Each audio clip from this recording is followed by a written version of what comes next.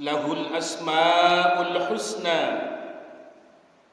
was sifatul ulya. Huwal awwal wal akhir wal zahir wal batin wa huwa ala kulli syai'in ilma. Ahmaduhu subhanahu wa ta'ala ashkuru ala awwala. Ashhadu an la ilaha illallah wahdahu la syarika lah.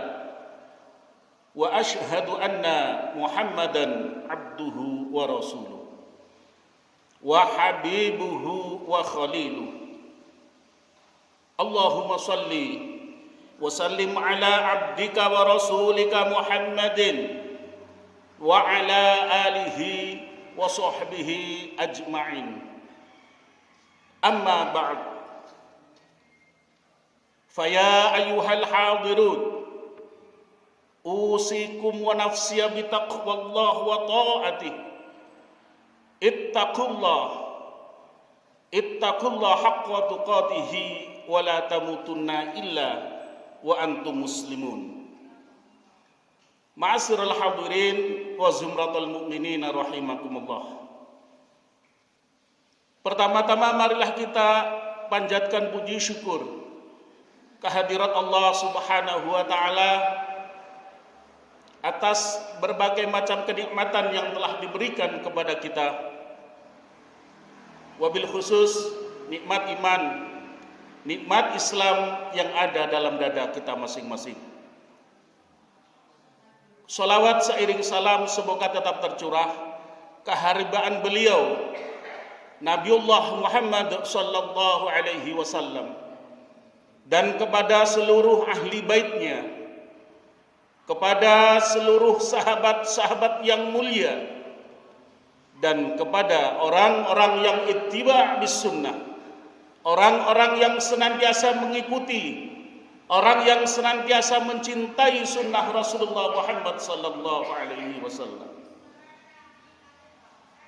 Dalam khutbah kali ini tidak henti-hentinya kami senantiasa berwasiat, mari kita tingkatkan iman kita kepada Allah dengan sebenar-benarnya takwa. Mudah-mudahan hadirin yang hadir di Masjid Teduh tercinta ini dicatat oleh Allah termasuk golongan orang-orang muttaqin. Amin, Allahumma amin.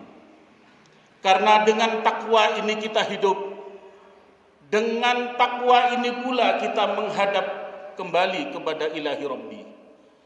Saudaraku seiman, seakidah yang dirahmati Allah Subhanahu wa taala, di dalam Al-Qur'anul Karim Allah Subhanahu wa taala telah berfirman dan membagi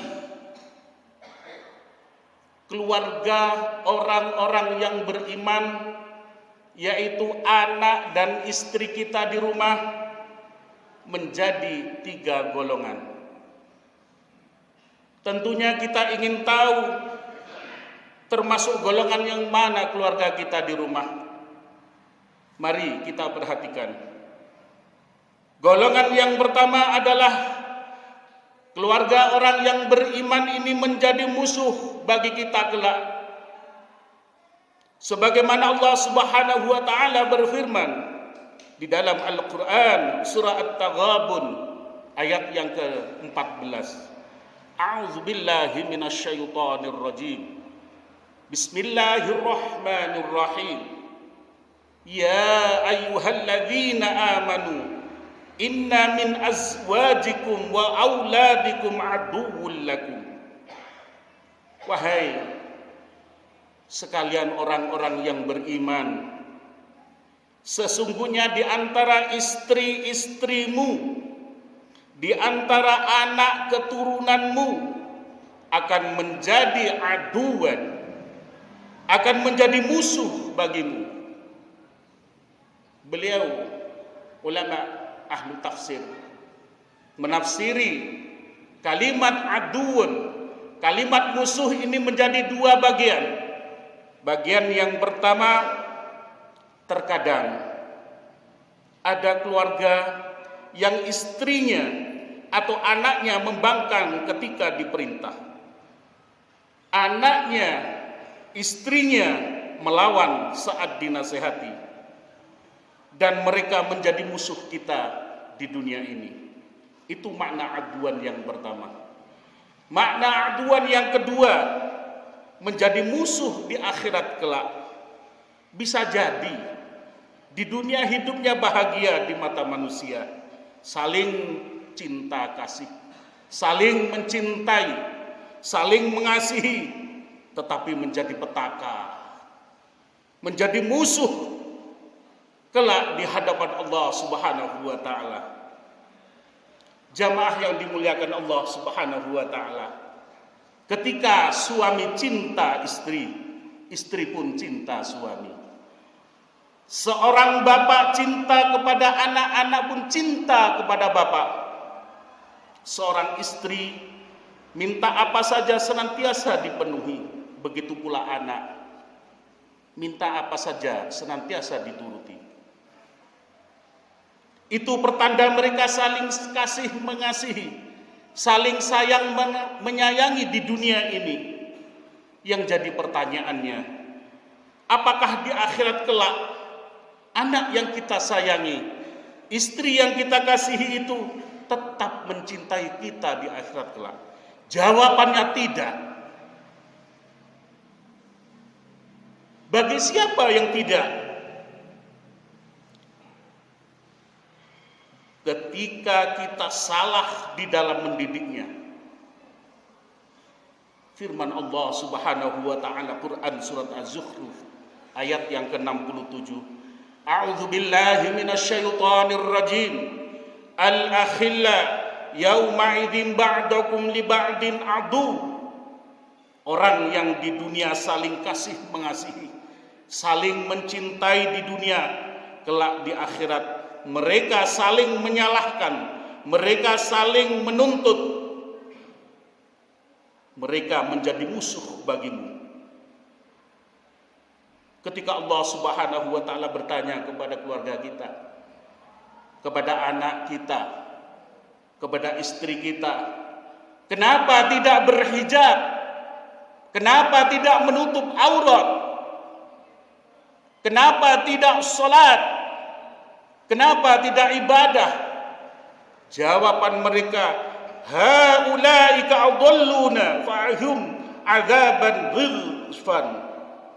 Ya Allah, bapakku, suamiku tak pernah mendidikku ketika di dunia.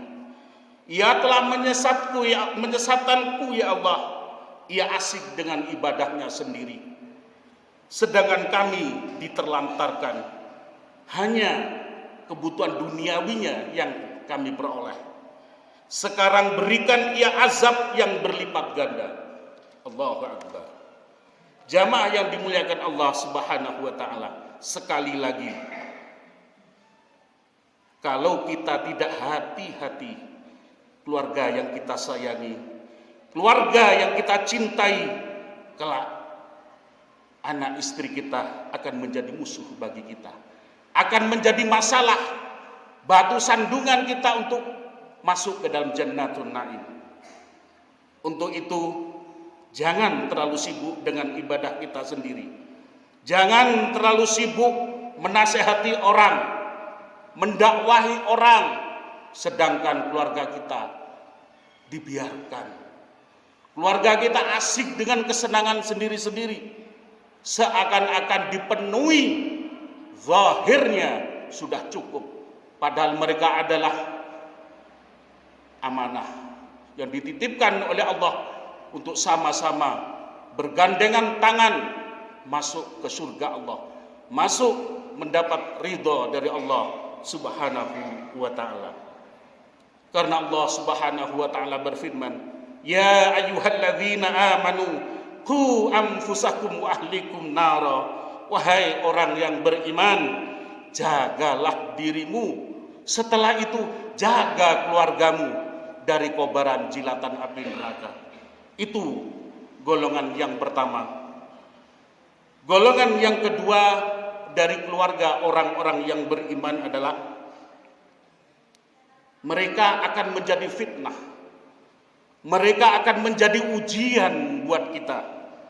Yang termaktub di dalam Quran surat Al-Furqan ayat nomor yang ke-15. A'udzubillahi minasyaitonir rajim. Innama amwalukum wa auladukum fitnah. Sesungguhnya hartamu dan keluargamu, yaitu anak-anakmu, akan menjadi fitnah, akan menjadi ujian untukmu. Jamaah yang dirahmati Allah Subhanahu wa ta'ala, itu golongan yang kedua. Adapun yang terakhir, golongan dari keluarga orang-orang mukmin adalah mereka akan menjadi penyejuk hati. Anak istri kita akan menjadi penenang jiwa. Sebagaimana firman Allah, Quran surat Al-Furqan ayat yang ke-74. Rabbana hab lana min azwajina wa dzurriyyatina qurrata a'yun.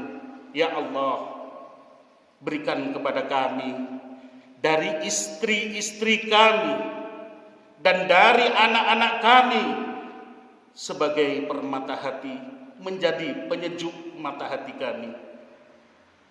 Inilah gambaran keluarga yang sukses di dunia, gambaran yang keluarga sukses di akhirat. Saling tolong menolong, saling cinta kasih mulai di dunia sampai di akhirat bergandengan tangan menuju ridho Allah Subhanahu wa ta'ala. Itulah 3 golongan keluarga orang-orang yang beriman. Sebagai penutup khutbah, kita sama-sama meminta, kita sama-sama berdoa kepada Allah, mudah-mudahan keluarga kita semua dijadikan keluarga yang baik, baik di dunia, baik di akhirat, diberikan istri dan anak kita yang taat kepada suami, taat kepada Rasulullah, taat kepada Allah Subhanahu wa ta'ala, sehingga menjadi keluarga yang sakinah, keluarga yang tenang, keluarga yang rukun, penuh cinta kasih fid dini wad dunya wal akhirah. Amin amin ya rabbal alamin. Barakallahu li wa lakum fil Qur'anil azim wa nafa'ani wa iyyakum bima fihi minal ayati wa dzikril hakim wa taqabbala minni wa minkum tilawatahu innahu huwal ghafurur rahim. Wa qur rabbighfir warham wa anta khairur rahimin.